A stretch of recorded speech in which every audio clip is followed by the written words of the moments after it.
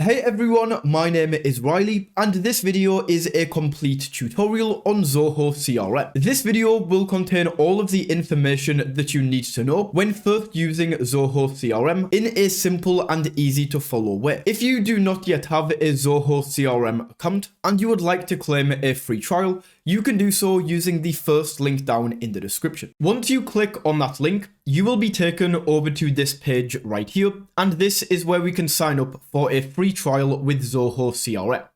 So you can just enter in this information right here to sign up, or alternatively, we can sign up with Google or LinkedIn.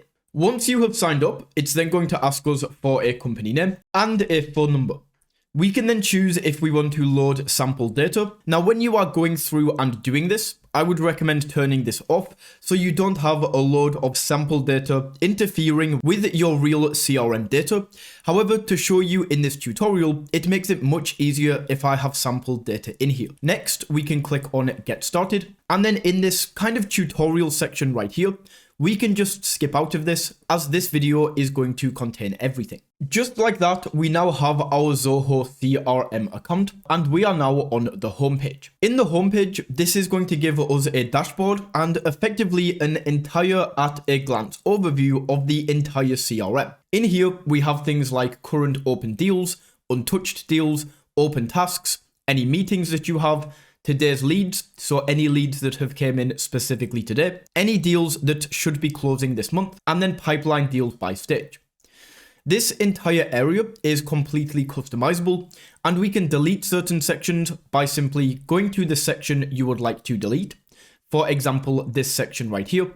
If I no longer want this to show up, I can click delete and then delete this section. We can also add in new sections to this dashboard area by clicking on these three dots in the top right corner, going down to add component, and then we can choose where we want to add this component from. So right here, we have to add this from dashboard, custom view or widget, and we can click into this, and each one of these is going to give us a different component. So if I go over to dashboard, we can see all of the different components we can add in here. Custom view is going to give us different components to add in, and then widgets is going to add a widget section. So it's definitely worth coming through here and taking a look at what you can add, what will be relevant to your business. But as an example, let's go ahead and add in revenue this month. We can then create a name for this. So let's go ahead and call this Feb revenue. We can then click save. And just like that, this is now going to be added to this dashboard. You can also click into anything on this dashboard right here to get a more in detail overview. For example, under my meetings, it looks like I have a meeting about a webinar today at 4 p.m. So I can then click into this webinar and get more information about this. Over here, it's going to show participants, any notes, any attachments that have been added to this. And we will go into more detail about what all of these mean when we actually go into the meeting section. But for now, that is how you can use the homepage right here and how you can create and customize your dashboard. Next, let's go over here into leads, and this is going to take us over to the lead section. Right now, we have currently 10 sample leads. We can see how many leads are here in the top corner, as well as all of the leads listed out right here.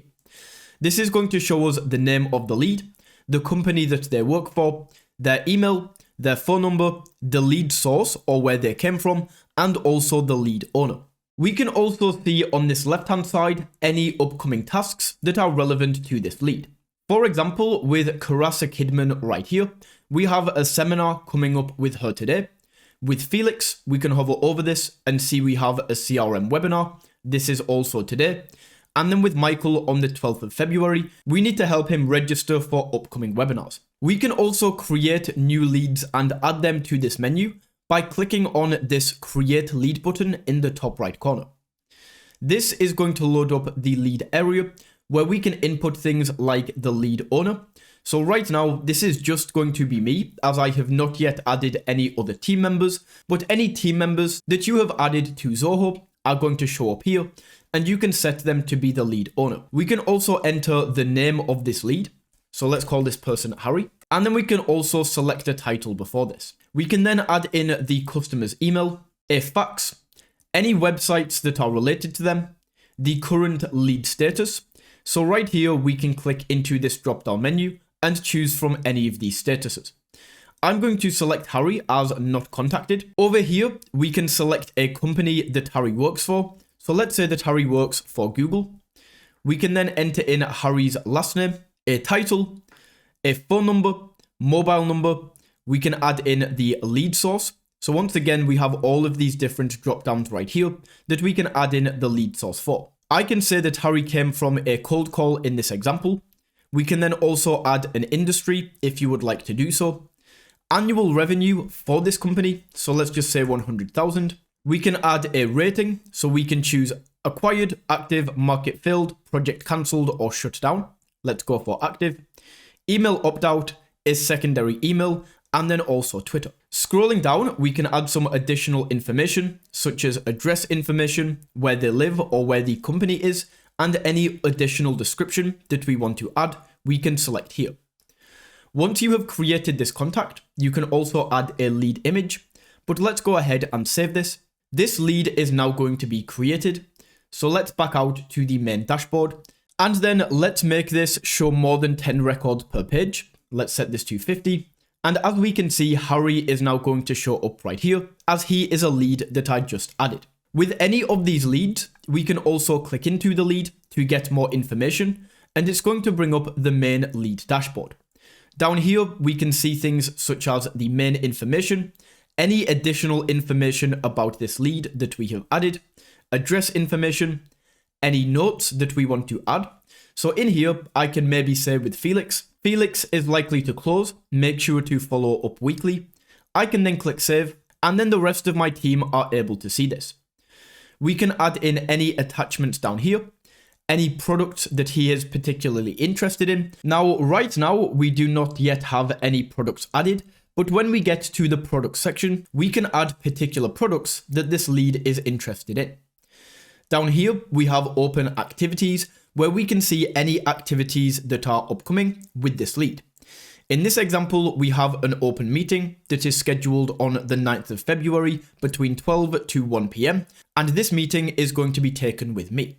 We also have closed activities, so after the 9th of February, once this meeting has been taken, this is automatically going to move down into closed activities. We then have invited meetings, so any meetings they have been invited to, any emails that have been sent to or from this particular lead, any campaigns, and then we can also add their Twitter or their Facebook account right here, and this is going to show up. We can then move over to the timeline area, and this is going to show an entire history of this lead. So this is going to show anytime we do things like update the lead, add different images, add a note to the lead, which I did earlier. This is all going to show up in this history section. Let's just go back to overview. In the related list down this left-hand side, this is going to show all of the same data that we saw down here. It just makes it much easier to navigate. For example, I can click into notes, and this is going to take me down to the notes section. I can click into products, and this is going to drop me down to the product section. And this left-hand side is just an easier way to navigate this menu. Backing out to the main lead screen once again, down this left-hand side, we can actually filter these leads. So right now, this is not the most helpful tool as we only have 11 records, but when this lead area starts to get super populated and you start to have thousands and thousands of leads in here, this filter lead section is absolutely incredible. We can choose from any of these filter records. So I can go down here and, for example, select created time. I can then apply this filter. And this is going to filter to all of the leads that have been created in the last 2 days.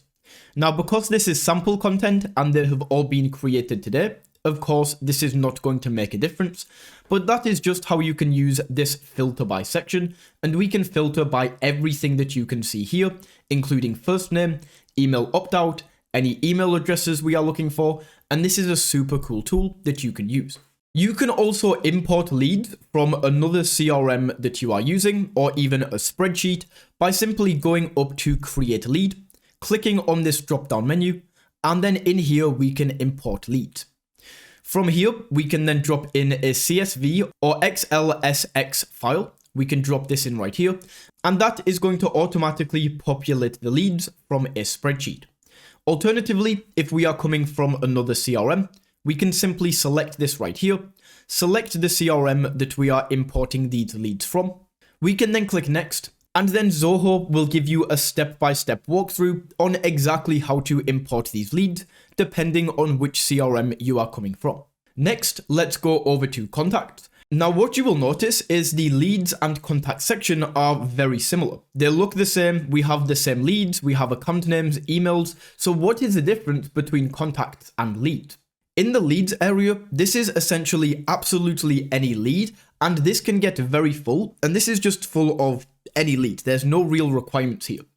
On the other hand, contacts are leads that are more interested, they are more likely to buy. So you can separate leads that aren't really likely to buy, do not seem too interested, or are new. And then in contacts, we can have leads that are a lot more interested and a lot more likely to buy. For example, in the leads area, if I click through these leads, we can see that Christopher is a lost lead. Next, let's go into Carissa. This is set to contact in future, and James is set to a lost lead. Whereas if we go into the contact section and we start clicking on leads in here, we can see these are leads that are actively involved in deals. We have active registrations coming up, and these leads in the contact section are much higher quality and much more likely to close. We can convert leads into contacts at any time. Let's say, for example, that we reached out to Carissa Kidman. Right now, she is set to contact in future, but let's say either you or your team reached out to Carissa and now she seems a lot more interested.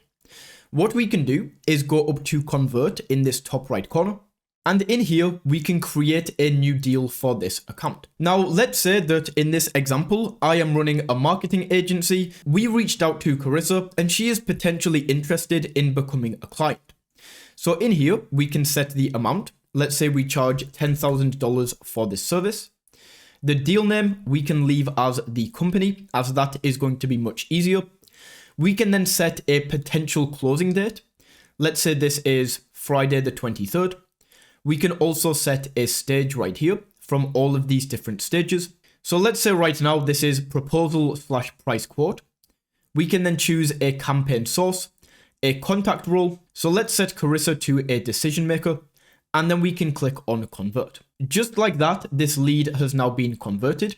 So if we go back into the lead section, we will notice that Carissa no longer shows up in this section. However, if we go into contacts, Carissa is now going to show up here because we just converted her into a contact. So that is the difference between leads and contacts. Now, this area works in the exact same way, where we can go up and create a contact right here, and then enter all of this same information. We can click in and edit any areas of these pre-existing leads. We can see the current deals that they are involved in, what the current stage is. So with Chris, he is currently identifying decision makers, and then we can see next actions over here. Once again, we can filter the contacts by this area on the left-hand side, which is going to be more valuable when you have a lot of contacts in here. If we go over to accounts, once again, pretty similar in the way that this is laid out. However, leads and contacts are going to show you individual people, where under accounts, this is going to show us all of the different companies that we are potentially working with. We can click into this business right here called King, for example, and we can see everything about this, such as the account owner, the industry, the amount of employees that they have, annual revenue, the phone number, the deals that we are working on with this company, next actions, and then contacts. So once again, this company is for Chris, who we just looked at a second ago. So Chris is listed under contacts, and then the company that he works for is listed under accounts. We can add new businesses to accounts using the account button in this top right corner. We can import accounts from different CRMs and spreadsheets. And overall, these three sections work exactly the same. The only difference is that leads are kind of like junk leads and leads you are not sure of. Contacts are leads that you are more sure of, they are further along and they seem interested. And then accounts is where you can list all of the different businesses. Next, let's move into deals. And this is going to show us a Kanban chart of all of the different businesses and contacts that we currently have in the pipeline, as well as the deal stage that they are in. So this is a much nicer screen to just get an overview of where all of the deals are in the pipeline. For example, if we go back to Carissa and her company, we set her to proposal and price quote, and this is going to show up right here. Now we can customize these top sections right here. So right now, this is pretty good with the default layout. We have qualification, needs analysis, value proposition, but we can change all of these titles at the top. The way that we do this is we need to go into settings up here, then go down to modules and fields underneath customization. From here, we can then go into deals, hover over this, and then from this drop down menu, click on stage probability and mapping. This is then going to show up all of the different stage names. And let's say that I run an agency and I want to change these stage names. So the first stage name, I am going to change to discovery call. Then for the second one, if they're past the discovery call, we can then move to a sales call. I'm going to make this much simpler, so I don't need a value proposition or to identify decision makers. Then we can go for proposal / price quote, negotiation / review, and then we can leave these all as they are. We can also update the probability right here. So a discovery call, I can change to 30% probability.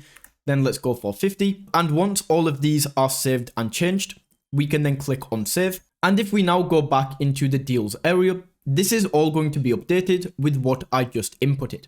So now we have an overview of where all of these deals are. Let's say that we have the discovery call with Benton right here, and we're happy to move ahead. They fit what we are looking for. We can then move them into the sales call. Just like that, this is now going to update. And then by default, if we now go into accounts, go down to where is Benton right here, right at the bottom. This is automatically going to update in this area, and we can see that we now have a sales call set for this specific date. So let's go back over to deals. Let's say that we have the sales call and this goes well. We can move this into this next area, and we can move this along as the deal goes throughout until hopefully the deal is won, and then we can move it over here. It's going to ask us to verify details, so let's click on save, and just like that, we have now won this deal. We can also change the view of this from Kanban into this list view right here. I don't really think this is the best. I don't really like this view when coming into this deal section, but we can use this and we can see all of the information, such as the deal name, the amount that this deal should close for, the current stage they are in, the closing date, account name, contact name. And what I should also mention is even when we are in Kanban, we can click into this right here and update anything that we need to update, such as the closing date, the probability, and everything like that. Next, let's go over into tasks right here. And this is where we can set up certain tasks for our team. So right now we can see all of the current tasks that we have. We have a due date, the status, priority, and if we complete this task, we can simply go ahead and check this off. This is complete. And just like that, this task is now complete. If we want to create a new task, we can click on create task up here, and we can go ahead and create this task. So at the top, we can choose the task owner, who we want from our team to complete this task. We can then add a subject or what this task is. So let's select this to email, choose the due date for tomorrow. We can then choose the contact this is in relation to. So let's just choose from this list and say Simon. The account and company is automatically going to update. We can then choose the status. So let's say this is in progress. We can then choose the priority, whether this will repeat, a reminder, and then add a description. So in here, I'm just going to say email Simon about his interest in the Ford Focus ST. We can then click save. And this is now going to show up in the tasks area. If we go ahead and expand this record, we can see right here, we have Simon, subject is email right here. And then once this task is complete, once we have clicked in, we have seen what we need to do. We can then go ahead and check this off just like this. Next, we have meetings. This is where we can set up meetings with different people. So once again, we can click into any of the meetings that we already have to get some more information about this, see the date, the time this is set to, any participants, any notes about this, and all other information. If we want to create a meeting, we can click on create meeting. I'm going to set this to sales call, then the location to Zoom. Let's set this for the 23rd and do this from 12 to 1 p.m. We can then choose the host right here. So which team member is going to take this, what this is related to, whether this is a lead or a contact. And then we can add in participants right here. So let's go ahead and add in Carissa. So we can select Carissa. We can then click on done. And when we click on save, this is going to ask us if we would like to send an invitation to this guest. We can proceed and send. And just like that, this task is now going to show up. So we can tick this off once we are done, delete this. And then this is how you and your team can see exactly what needs to be done, when it needs doing. And then once they have finished this, they can just simply delete this right here. And that is how we can use the meetings area. Under calls, pretty similar to meetings, but we can just go ahead and set up any calls that we have. So we can either log a call that we have already had, fill in the information right here and log this call so the team can see. Or we can create a call and schedule an upcoming call. That will be dropped in right here. And then just like meetings, our team can take the call, check this off and delete this, or just update this to, let me click in here. We can see this is currently scheduled, but we can click mark as complete, enter in some information about this, such as the call start time, the call duration. Let's say this was a 30-minute call. We can also upload a link to the voice recording right here, any information about the call, such as a description. So I can say Chow was interested in a Jaguar F-Type, save, and just like that, the call has now been completed. Under analytics, this is pretty similar to the home screen that we saw at first, but this is just going to give us some more information. We can see things such as leads this month, the revenue this month, leads generation target for this year, and we can click in and edit all of these. For example, leads generation target this year right now is set to 1,000. I can click in and edit this, and then let's actually set this to 9,000 as an example. We can update this, and that is now going to update. Once again, we can click in here, delete any of these sections to remove them from this dashboard, and add new components using this button in the top right corner. Products, this is where we can list any products that we are selling through the CRM. I'm going to stick with the car theme that I have been talking about throughout this video. So we can click into here to create a product, and then we can go through and input all of the information about this product. So we can input all of the information that we need about this. I just went for a Jaguar F-Type.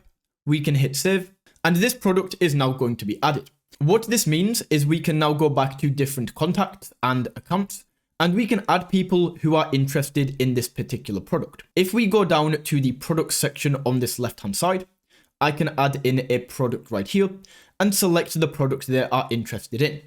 Let's say this guy is interested in the Jaguar F-Type. We can add this to contact, and this just helps us stay more clear about the particular product or service that this person is interested in. Under sales orders, this is where we can create different sales orders so that we can see all of the sales that have come through in the CRM.